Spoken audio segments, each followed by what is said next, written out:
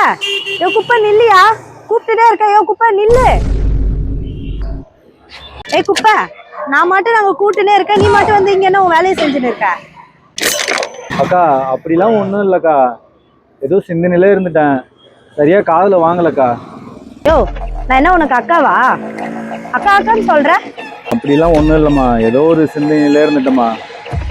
சாரிம்மா, மன்னிச்சுக்கம்மா, கோச்சி. யோ நான் தான் அக்கானே கூப்பிடாதன்ற, அம்மான்ற. Call me madam. ஒழுங்கா என்ன மேடம்னு கூப்பிடு. இப்ப பார்த்தாலும் இதே வேலையா போச்சு. உன்னை கம்ப்ளைண்ட் பண்ணாதான் சரி வரும். இரு உன் சூப்பர்வைசர் கிட்டே உன்னை கம்ப்ளைண்ட் பண்றேன். மேடம் மேடம், சூப்பர்வைசர்லாம் கம்ப்ளைண்ட் பண்ணாதீங்க மேடம், என்னை வேலையை விட்டு தூக்கிடுவாங்க மேடம். மேடம் என் வேலையே போயிடும் மேடம், இந்த ஒரு வாட்டி மன்னிச்சிடுங்க மேடம். சும்மா சும்மா எதிர்த்து பேசினே இருக்காத, கம்ப்ளைண்ட் பண்ணாதான் போறேன். மேடம் மேடம் என் வேலையே போயிடும் மேடம், உங்க கையை காலா நினைச்சுக்கிறேன் மேடம். ஆஃப்டர் ஆல் ஒரு குப்பாள்றவன் என் கையை தொட்டு பேசுற. தாயே, ஏதாவது தர்மம் பண்ணுங்கம்மா. சொல்ல வேற. அம்மா பிச்சைக்காரி, ஒரு ஜூஸ் ஒண்ணு கொடுமா.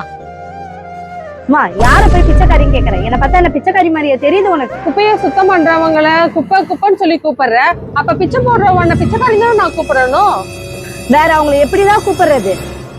உங்களை மட்டும் மரியாதையா மேடம்னு கூப்பிடணும்னு எதிர்பார்க்கறீங்கல்ல, அதே மாதிரி அவங்களையும் மரியாதையா கூப்பிடுங்க. ஒரு நாள் கிளீன் பண்ணலனாலும் நம்ம ஊரும் நம்ம நாடும் சுத்தமாவே இருக்காது. அவங்களும் நம்மள போல ஒரு மனுஷால் தானே.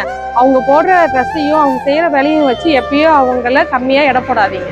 அவங்களுக்கு தூய்மை பணியாளர்கள்னு அழகான பேர் இருக்கு, அந்த பேரை சொல்லி கூப்பிடுங்க.